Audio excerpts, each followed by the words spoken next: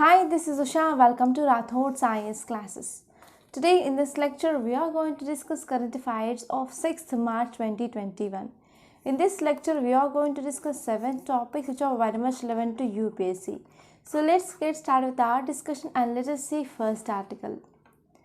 Title says Supreme Court says new rules to regulate OTT platforms lack teeth.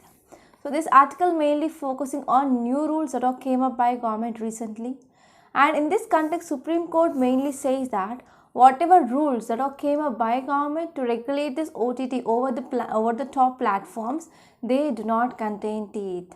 So this article is important regarding GS paper to under polity and governance, and this topic is especially important regarding prelims and mains. So regarding prelims, you need to refer what are these new rules and but mainly regarding this OTT platforms, and in regarding mains you have to see analysis part of these rules, what are advantages, what are negatives, etc. So now let us try to understand this article in great detail. So context here mainly says that Supreme Court said government's new rules to regulate this OTT platforms, they lacked teeth, mainly to punish violations and to screen offense content. So we already discussed about what are these new rules, what are important things which mainly comes under this new rules, right? So this article mainly says that Supreme Court mainly said that regarding this, if anyone who is violating these provisions of this new rules, so there is no punishment or no violations which are mainly discussed in new rules and regulations regarding this OTT platforms. So in this context, Amazon Prime Video India, which is a commercial head in India, regarding this Amazon Prime Video India commercial head mainly protected from arrest because of lack of guidelines regarding punishment of violative content here. So recent rules, they include information technology guidelines for intermediaries and digital media ethics code rules 2021. So here in this context, Supreme Court said that whatever rules they are mainly come up by center, that are mere guidelines. So there is no provision of punishment or fine whenever there is any violation or to screen any offensive content. So in this context, Solicitor General Tushar Mehta, he also agreed statement of Supreme Court, and he mainly agreed to consider drafting of new regulations and even regulations to address the concerns which are mainly raised by court. So in this context, if you see court order, court mainly said that new rules are more in nature of guidelines and it is not effective mechanism for screening and as well as to take some appropriate action against violators. So this is gist of this article. So finally what happened here, center came up with rules, right? So these rules are giving some guidelines to OTT platforms mainly to control content in this OTT platforms. But in these rules and regulations, there is no provision regarding punishment regarding who violates these rules and regulations. So because of this, Amazon Prime India, Amazon Prime Video India commercial head, he is mainly protected from arrest because of lack of rules regarding this provision of punishment regarding violation. So this is just. And now let us see next article. Title says Quad to hold leadership summit. So this article mainly focusing on one organization, that is Quad. So this article is important regarding international relations, and this topic is important regarding both mains and also prelims. So from prelims point of view, you can see some statements regarding this Quad, and from mains you have to see whether this Quad is relevant in this 21st century or not.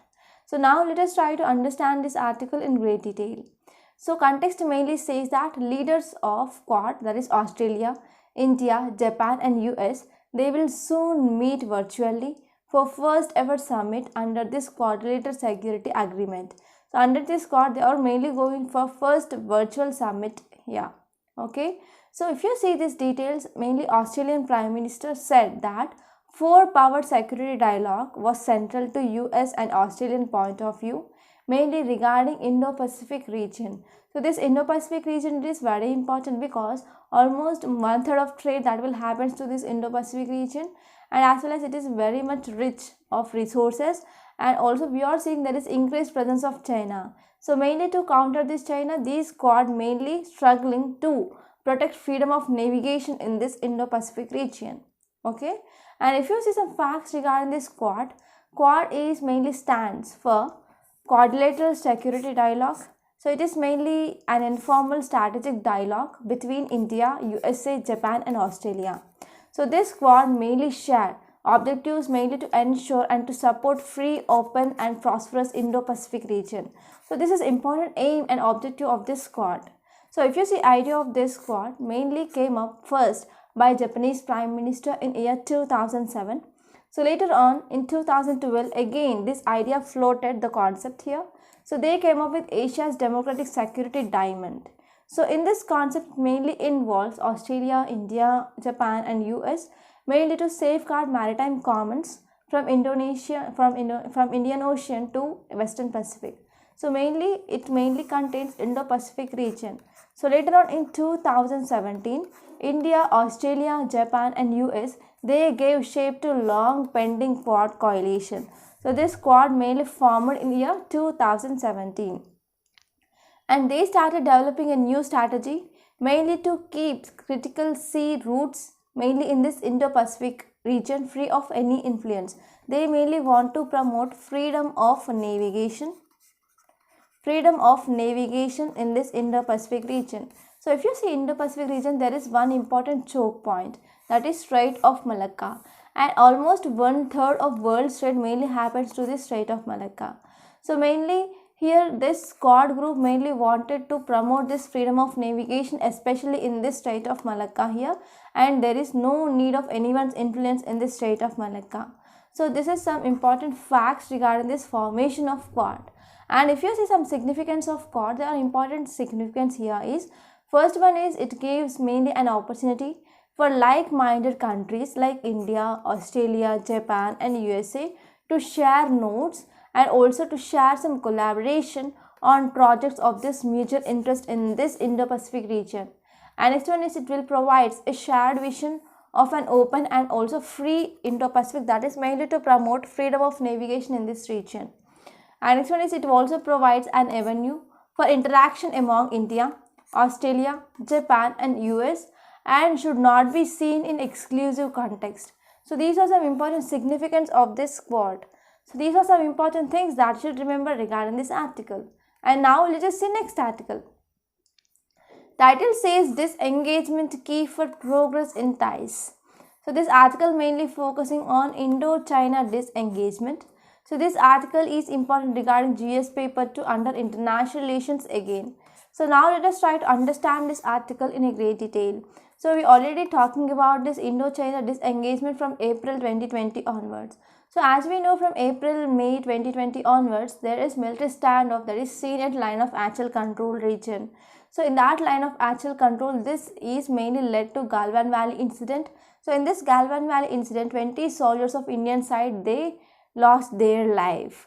Okay, and now recently they came up with a new disengagement agreement here regarding this disengagement in this Pong-Yong-So Lake area. So this article mainly focusing on this engagement at this Pong-Yong-So Lake area. So now let us try to see some context, details and also some facts regarding this disengagement. So if you see context, it mainly says that India expects China to work with it to ensure complete disengagement at the earliest along this line of actual control. So whenever we are going for proper disengagement in these areas, that will be very helpful mainly for restoring the relationship with China. So this is the statement which is according to Ministry of External Affairs. So Ministry of External Affairs mainly says that India mainly expects China to work with it mainly to ensure some complete disengagement at the earliest along this line of actual control region. So if you see some details regarding this article, it mainly says that foreign ministers of both sides, that is Foreign Minister of India and as well as Foreign Minister of India, they mainly reviewed the status of disengagement at this Pong-Yong-So Lake area, and they found that disengagement completed on north and south banks of this Pong-Yong-So Lake area, and its progress in other areas along LAC that is going on. So if you see some disputed areas between India and China, they include this Pong-Yong-So Lake area, Dipsum Valley and Gogra Hot Spring areas, etc. So as of now, this disengagement that is only seen in this south and north banks of this Pong-Yong-So Lake area. So this article mainly says that both ministries, they mainly agreed to establish hotline between these two countries. So if you're talking from the context of India, India mainly expecting that it will work mainly with China through WMCC, that is Working Mechanism for Consultation and Coordination on Border. So whenever they are working both in this WMCC, that will mainly ensure disengagement in remaining areas also. So those areas includes Gogra Hot Spring area and as well as Demchok area, Dipsang Plains area. So these are some areas in which there is a conflict that is happening. So in this area also there will be some disengagement that can be expected from India side if they are working together in this WMCC. Okay, so whenever they are having this disengagement area in this disputed areas, that will help mainly to maintain peace and as well as tranquility in this border areas. So these are some important details which are highlighted in this article. And if you see some points regarding this new disengagement agreement, so what is this? So this new disengagement agreement mainly signed on February 10th, 2021. So this disengagement agreement mainly contains some provisions. So from Chinese side, they will keep its true presence in North Bank area, which is east to the top this Finger 8. So as we know, in this Pongyongso Lake area, we have mountains and these mountains are named as Finger. So they are from Finger 1 to Finger 8. So now Chinese, they will station their troops out of this, that is east of this Finger 8. And if you see from Indian side, Indian troops, they will be based, their permanent base at Dan Sikh Dhapa post, which is mainly located near this Finger 3. And India mainly need to present till Finger 3, and Chinese, they will be to the east of this Finger 8. So from Finger 3 to Finger 8, they will act as a buffer area. Okay. And next one is any structures that had been built by both the sides since April 2020 onwards, they should be removed. So these are some important provisions of this new disengagement agreement. And on both the sides, they agreed on temporary moratorium on military activities, especially in North Bank, including some patrolling areas of traditional areas also. And now let us see some facts regarding this Pongyongso Lake area. Till now we didn't discuss about some facts regarding this Pongyongso. So you can expect some prelims based questions from this Pongyongso area. So if you see this Pongyongso, it is literally translates into concave lake. So it is a concave lake and it is situated over 14,000 feet, and this lake is about 135 kilometers long. So it is a big lake here. So it is mainly formed from Sithis geosyncline. And next one is even Karakoram mountain range that ends at the north bank of this Pongyongso area. So if you see this Pongyongso area, in north of this, we can see the Karakoram K2 mountain ranges, they are present. So these are some important facts and this may be important regarding prelims. And now let us see next article. Title says survey finds what women tweet. So this is an important survey regarding the social media used by women. So you might think my madam selected this topic. So actually social media is highly in use, especially Twitter, Facebook, etc. right? Regarding privacy policy, data protection, data localization and everything, social media is highly in use. So you can expect mains regarding questions regarding the social media and even essay here. So because of this, if at all any data which is coming regarding the social media, that will be important mainly to write essays and as well as even your mains answer. So this article mainly talking about what women tweet in this Twitter here. So it mainly talk about some details regarding women tweets. So in this way you can write about significance or importance or use of this social media, especially regarding women in one dimension, right? So it will give you one idea regarding usage of this social media.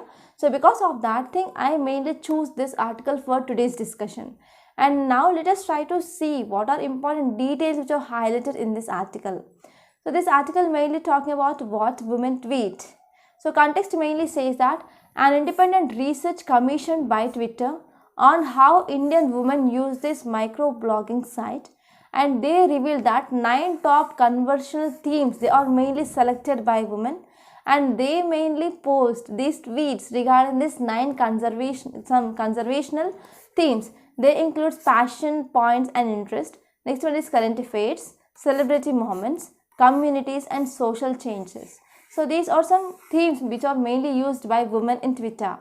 So if you see some details regarding this article, it mainly says that results are outcome of quantitative survey among women on Twitter and analysis of about 5,22,992 women. And this Twitter these Twitter feeds, they are mainly between January 29 and February 2021 across Indian cities. And this survey or study mainly highlights that fashion mainly contributes about 30% of tweets, books contributes for 28% of tweets, beauty 25%, and movies and TV 21%, music 19%, food 18%, technology 17%, art 17%, sports 14%. So these are 9 themes which are mainly used by women. And if you see some main reasons why women use this service, it is to mainly pursue their interest and as well as passions. Mainly to pursue their interest and passions, they will mainly use the social media sites. And this survey also says that about 20.8% of women use Twitter to stay informed on local and international news. Mainly they will post some current affairs. And next one is 14.5% women, they engage in celebrity moments like personal events or professional events. And next one is 8.7 women, they tweet, bring about social change mainly through online campaigns here, like washing things or sanitation, making, and also they can tweet about how to maintain menstrual hygiene, some important tips regarding pregnancy, so and so, that will also include under this online campaigns. And if you see their communities and as well as conservations, they highlight that uniqueness and diversity of services which are mainly provided by women through this social media also. And it is very helpful to access to a free and open internet, and it made it possible for everyone to express themselves freely without any barriers. So in this way, social media mainly provides a platform such that women, they can freely express themselves and they can freely express everything, and they can freely express something, okay, and it is important for society at large without any barriers. So in this way, social media plays an important role even for campaigning regarding this online campaigns, etc., regarding beauty, regarding sports, regarding arts, regarding current affairs, and also living things, etc. Okay, so these are some important facts which are mainly discussed in this article. And now let us see next article. Title says pandemic ate up rupees 13 lakh crore household income. So this article mainly focusing on household income. So this article is important regarding GS paper 3 under economy. So this topic is especially important regarding mains point of view. Now let us try to understand this article, and whatever data which is given in this article, that can be used whenever you are writing mains answer regarding what is impact of pandemic on household income.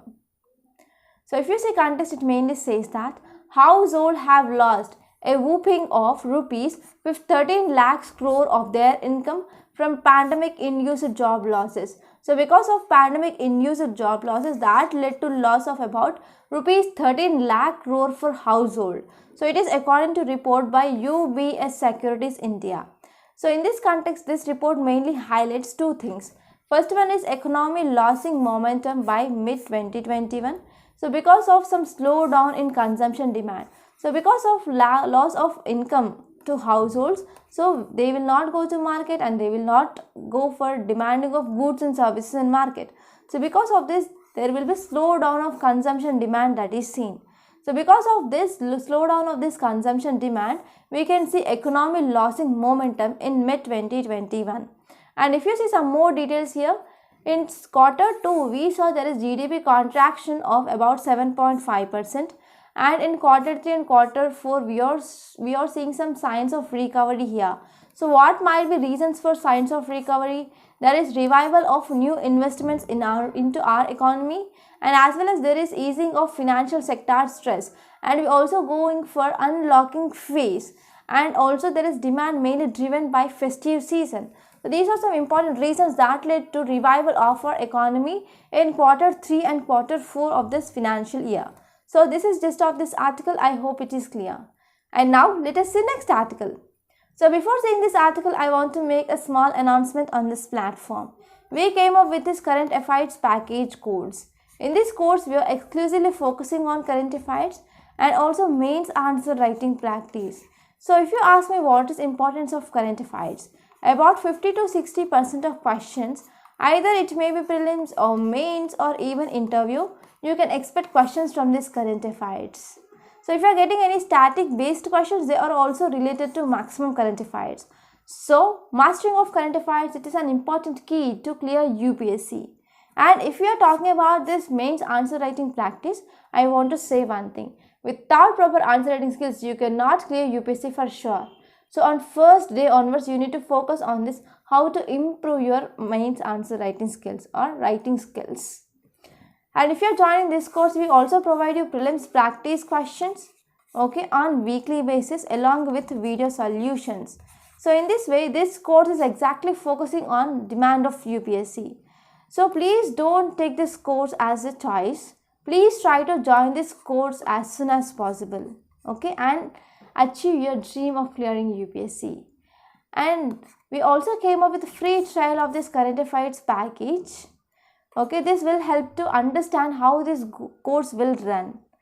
So link regarding that free trial of this current affairs is given in description box. So please visit that once. And now let's come back and let us see next article. Title says a new space. So this article mainly focusing on ISRO recent launch of this Brazil satellite, that is Amazonia 1. So this article gives some insights regarding private sector in space. So now let us try to understand this article in a great detail. So recently, why this ISRO is in news? Because recently ISRO launched Brazil's Amazonia satellite from Sriharikota. So after launching of this satellites of Brazil, it opened a new chapter in India's space history. And this satellite, it is about 637 kg and first dedicated commercial mission of New Space Limited. So this article mainly focusing on three important organs, that is New Space Limited, and as well as it focused on anthrax, and next one is in space. So you have to know difference between what is this NSL, New Space Limited, and as well as anthrax and also in space. So this is homework for you people, and don't forget to do this. Okay. So if you are talking about this New Space Limited, so it had launched about many missions. Not only this Brazil, it is first mission, but it also launched a number of missions of India.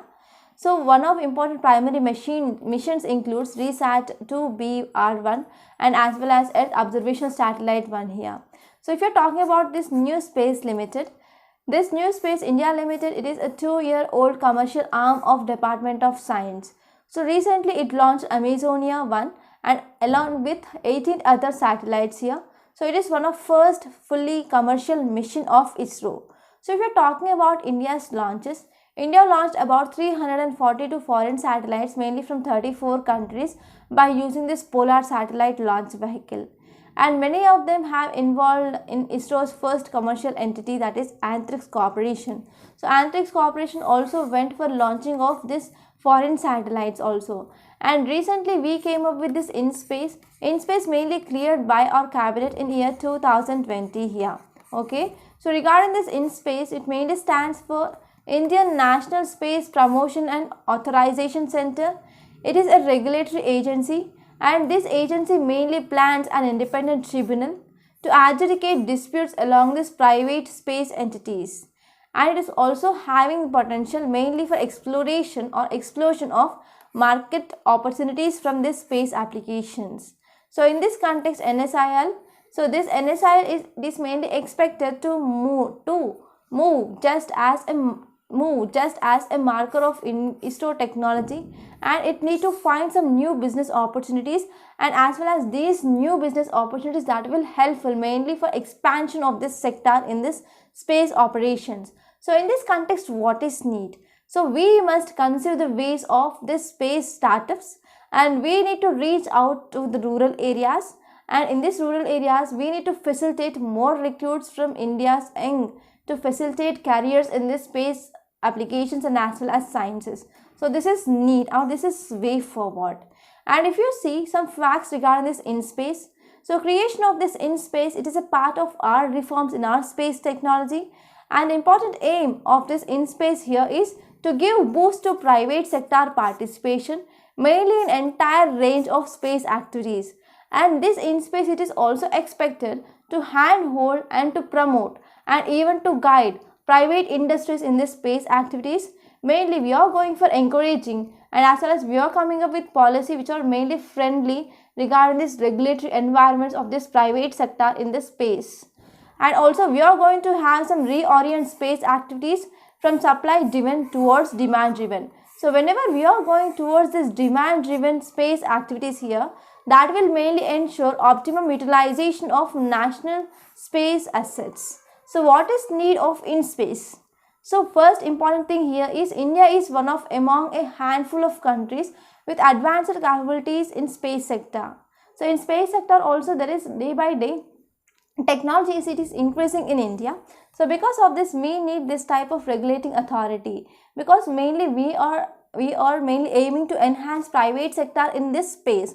So because of this, whenever private sector they are entering into this space, also we need some regulatory authorities. So because of this we need this SpaceX in space. And if you see next one is, it also came up with some proposed reforms like enhance the social economic use of space assets and as well as space activities. So for this we need improved space asset data and as well as facilities.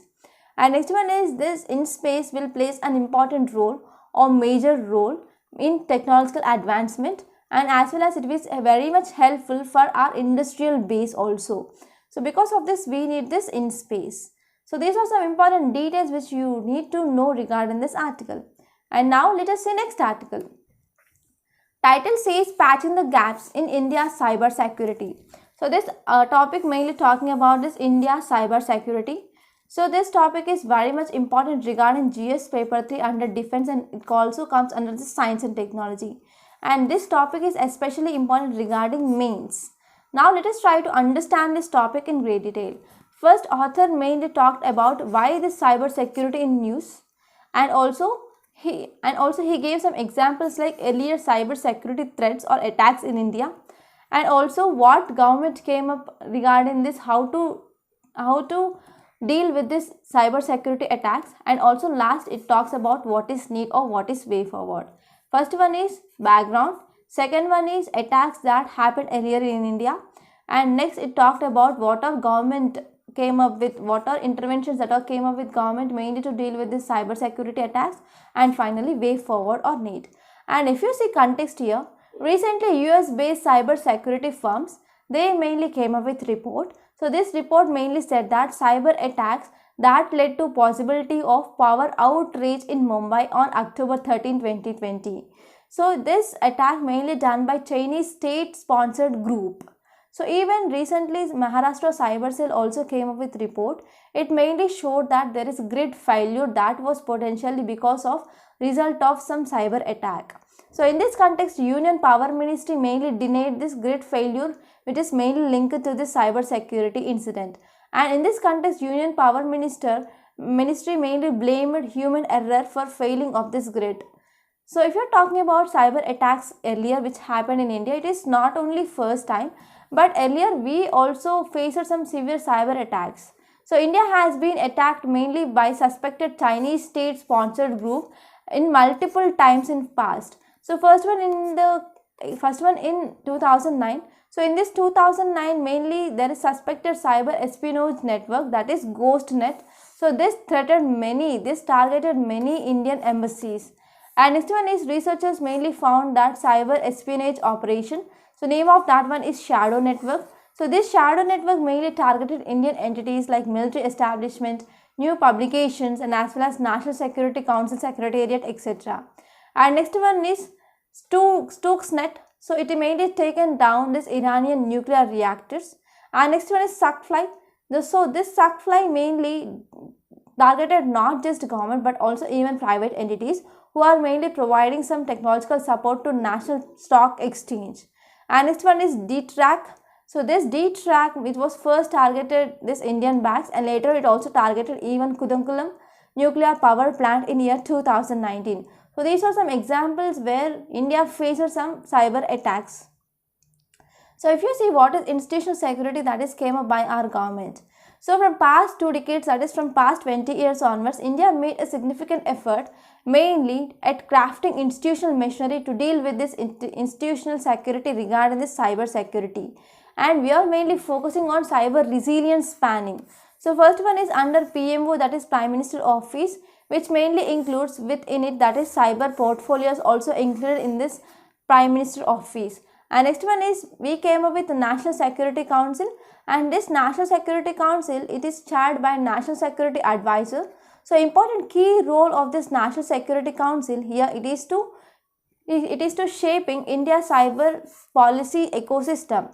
And also this NSA, that is National Security Advisor, also chairs National Information Board. So this National Information Board, which mainly acts as an apex body for cross ministry and as well as coordination on cyber security policy making. So in this way we came up with this National Security Council and as well as National Information Board that will be mainly helpful to come up with cyber security policy ecosystem in India. And later on we came up with National Critical Information Infrastructure Protection Center. So this is very important, and this National Critical Information Infrastructure Protection Center, which mainly comes under National Technology Research Organization, and it came up in India in January 2014. So this National Critical Information Infra Protection Center, it is mainly mandated to facilitate the protection of critical infrastructure information in India. And later on in 2015, our Prime Minister established National Cyber Security Coordinator. So this coordinator mainly advises Prime Minister regarding strategies that to be come up mainly to deal with the cyber security issues. And later on India came up with CERTIN. So this CERTIN, it mainly acts as a nodal entity mainly for responding to various cyber security threats and also regarding some non-critical infrastructure also. So this CERTIN mainly comes under Ministry of Electronics and Information Technology, that is MITI. And next one is Ministry of Defense. So this Ministry of Defense mainly upgraded Defense Information Assurance, and as well as it came up with research agency mainly that need to establish here, that is Defense Cyber Agency. So under this Ministry of Defense we came up with establishment of this Defense Cyber Agency. So it is a tri-service command. So this command will be helpful mainly to coordinate and control joint operations between Indian Army, Indian Air Force and also Indian Navy. And next one is Ministry of Home Affairs. Ministry of Home Affairs also came up with some coordination centers. So these coordination centers that mainly focus on law enforcement efforts, and it is also helpful mainly to address some cyber crime, espionage and as well as terrorism. So these are mainly steps taken by government mainly to protect India from these cyber attacks. And if you see what is need, what is way forward here. But though we have came up with this institutional security in India, we are facing some concerns. So concerns like there is lack of effective coordination between departments, and there is also overlapping responsibilities, and also there is lack of accountability. So these concerns, they need to be clarified in India's National Cyber Security Strategy here. And we need to update National Cyber Security Policy 2013 according to present times. And next one is we need to respect cyber targets, and it should be considered illegitimate due to their significance for human life. So this cyber security attacks that are mainly leading to many efforts. So because whenever there is any cyber attack mainly happened regarding this any health related information like any healthcare systems or electricity grids or water supply or financial system, that is mainly detrimental to human life itself. Okay, so in this way we need to come up with a new National Cyber Security Policy here. And next one is we need to come up with clear strategy and also greater transparency. So this clear strategy and greater transparency, it is mainly need of hour to improve cyber security in India. We need to go for improved coordination between government and as well as private sector in this context. And finally, whenever we are having clear cyber defense and as well as clear warfare, that will boost mainly citizen confidence over government here, such that it can easily help to build trust among allies and as well as clearing signals intent to potential adversaries also. So in this way, whenever we are having a good self-defense or good and clear cyber defense and as well as warfare, this will mainly enable stable and as well as secure cyber ecosystem in India. So this is gist of this article. I hope it is clear now. Now let us see mains question. Doctrinal clarity and institutional coherence, they are essential for robust cyber security posture. Elaborate. So this question is mainly based on this cyber security editorial itself. Try to read this cyber security editorial at least twice before answering this question. After reading that editorial, try to answer this question, and answer should not be more than 250 words. By this, we are concluding today. I hope you enjoyed this lecture. Please subscribe to my channel and don't forget to like, share and comment my videos. And don't forget to visit this free trail of current affairs package. Thank you so much.